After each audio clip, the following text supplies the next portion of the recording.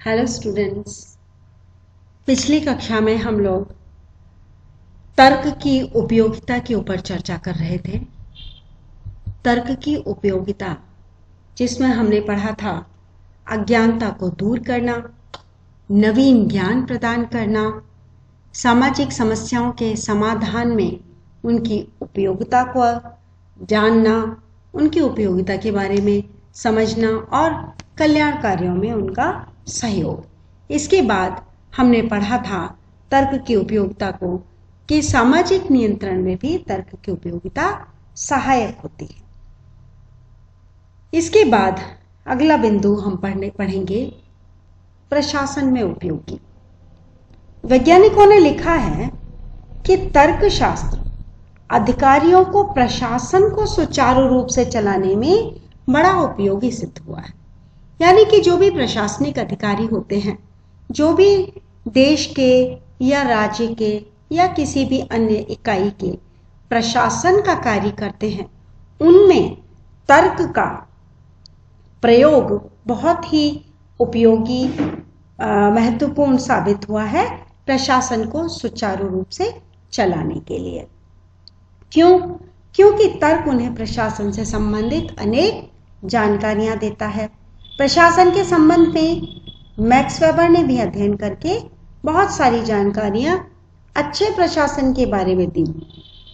आदर्श नौकरशाही प्रारूप के अंतर्गत, आदर्श नौकरशाही प्रारूप के बारे में हम अगली क्लास में थर्ड ईयर में विस्तार से पढ़ेंगे।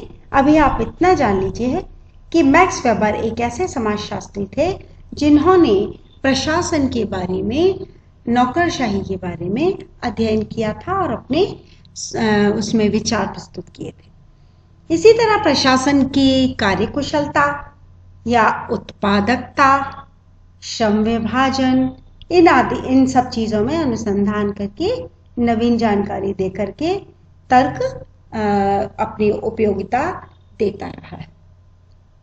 इसके पश्चात है समाज सुधार में उपयोगी। अगर समाज सुधारक समाज को सुधारना तो चाहते हैं, लेकिन कभी कभी उनके पास समाज की कठिनाइयों को या समाज की समस्याओं को या उनके से संबंधित जो भी ज्ञान है उसकी आवश्यकता होती है और उन्हें उसका थोड़ा कम ज्ञान होता है, आभास कम होता है, और उसकी वजह से क्या होता है कि वे कुछ कर नहीं पाते। तो तर्क उन्हें सामाजिक सुधार करने के लिए जो भी आवश्यकताएं हैं, जो भी उनकी जानकारियां हैं या उनको जो ज्ञान के देने उपलब्ध कराना होता है, तर्क उन्हें ज्ञान उपलब्ध कराता है। और फिर समाज सुधारकों को उनकी जो रुचि है, उनके क्षेत्रों को, उनकी समस्याओं का अध्ययन करके उनके द्वारा जो चाही गई सूचनाएं हैं वह उपलब्ध कराता है। और इन सूचनाओं की सहायता से ही समाज सुधारक समाज का गहनता से अध्ययन कर पाता है, कारणों से अवगत हो पाता है और सुधार कार्य में जुट जाता है। तो इस तरह से तर्क समाज सुधार में भी उपयोगी साबित होता है। इसके अलावा तर्क सामाजिक घटनाओं से संबंधित जो भी कारक होते हैं उनका कारण और प्रभाव का अध्ययन करके परिणाम निकालता है। यानी कि जो भी सामाजिक घटनाएं हुई हैं उनके अंतर्गत कौन से कारण थे और उन कारणों से क्या प्रभाव आया, उनका अध्ययन करता है और परिणाम निकालता है। और फिर ये बताता भी है कि किन परिस्थितियों में कौन से कारक क्या परिणाम देंगे, या फिर अगर कोई परिणाम सामने आया है, कोई परिस्थिति बनी है, कोई स्थितियां बनी हैं, तो उनके पीछे कौन कौन से कारक रहे होंगे। तो इसके द्वारा जो प्राप्त ज्ञान होता है वो भविष्य में समाज से संबंधित घटनाओं का पूर्वानुमान लगाने में मदद करता है। बहुत ही महत्वपूर्ण भूमिका निभाता है समाज के बारे में पूर्वानुमान करने में। तो क्या होता है कि बहुत सारे संगठन समाज से संबंधित घटनाओं का तर्क के माध्यम से पूर्वानुमान लगा पाते हैं और फिर वो समाज में संतुलन बनाए रखने के लिए समय समय पर बहुत ही टाइमली कार्यवाही कर लेते हैं और उससे सफलता पा जाते हैं। तो समाज की व्यवस्था बनाए रखने में उनको काफी मदद मिलती है और न केवल समाज को संतुलित करने में बल्कि किसी समस्या को आने से पूर्व ही उसके हल की व्यवस्था हो जाती है, उसकी तैयारी हो जाती है, उससे संबंधित जो ज़रूरतें हैं वो पूरी कर ली जाती हैं। तो इस तरह से भविष्यवाणी करने में तर्क की उपयोगिता बहुत अच्छी तरह से सिद्ध हुई है। अगला बिंदु है सामाजिक विज्ञान के विकास में सहायक।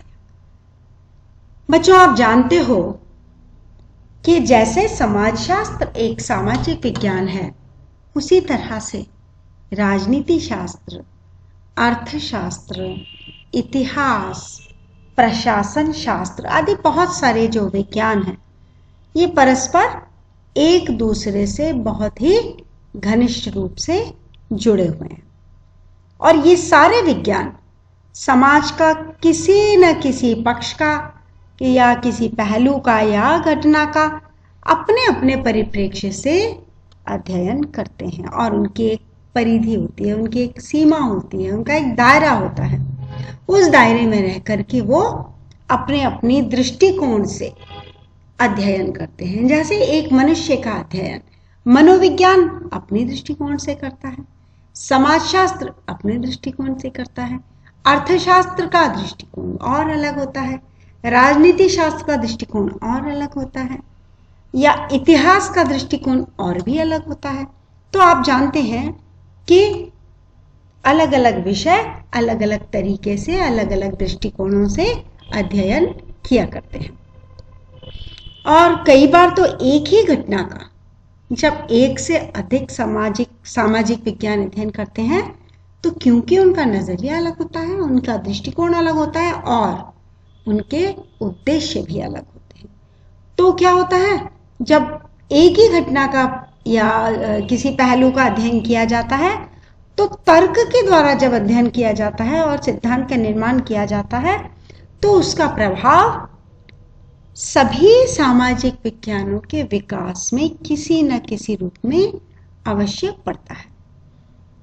तर्क द्वारा जो नए नए तथ्य निकलते हैं या अवधारणाएं स्थापित होती हैं, तथ्य अध्ययन प्रविधियों और सिद्धांतों की खोज करते हैं तो उसका लाभ अन्य सामाजिक विज्ञान भी उठाते हैं। तो इस तरीके से जो सामाजिक विज्ञान है वे सभी अपना अपना विकास करते हैं और फिर अनुसंधान में जो भी कठिनाइयां आती हैं उनका समाधान सभी विज्ञान मिलकर ढूंढते हैं और जब हल प्राप्त हो जाता है तो उसका लाभ सभी सामाजिक विज्ञानों को अपना विकास करने में मदद करता है। तो इस तरह से तर्क के माध्यम से सभी सामाजिक विज्ञानों के विकास में सहायता होती है। इसके अलावा इसके साथ ही सैद्धांतिक और व्यावहारिक महत्व की बात करते हैं हम। तर्कों का सैद्धांतिक और व्यावहारिक महत्व बहुत अधिक है। विद्वानों ने लिखा है कि तर्क का सामाजिक विज्ञानों के ज्ञान के विकास में अनेक प्रकार से महत्व पाया जाता है।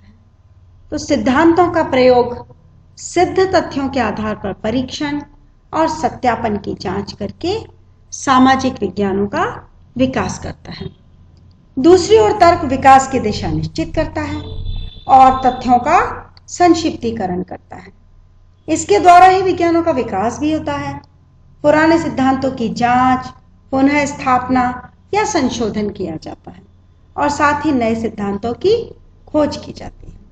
तो इस तरह से ये स्पष्ट होता है कि समाजशास्त्र में तर्कों का सैद्धांतिक और व्यावहारिक महत्व भी पाया जाता है। और आप जानते हो और स्पष्ट हो भी चुका है कि समाजशास्त्र के बहुमुखी विकास के लिए तर्क बहुत ही महत्वपूर्ण है। समाजशास्त्र के तथ्यों, सिद्धांतों और ज्ञान के विकास में तर्कशास्त्र अनेक प्रकार से महत्वपूर्ण और उपयोगी है। तो आप अब स्पष्ट हो चुका है कि न केवल सामाजिक विज्ञानों के विकास में सहायक होते हैं तर्क, अपितु सैद्धांतिक और व्यावहारिक महत्व भी रखते हैं। सामाजिक नियंत्रण में सहायक होते हैं, प्रशासन में सहायक होते हैं, समाज सुधार के लिए उपयोगी साबित होते हैं, भविष्यवाणी करने में सक्षम होते हैं और अज्ञानता को दूर करते हुए नवीन ज्ञान प्रदान करने में सहायता करते हैं। साथ ही सामाजिक समस्याओं के समाधान में उपयोगी होते हैं और इसके अलावा कल्याण काम में भी ये सभी सहयोग करते हैं। तो इस तरह से स्पष्ट होता है कि तर्कों की क्या क्या उपयोगिताएं पाई जाती हैं। आज के लिए बस इतना ही। धन्यवाद।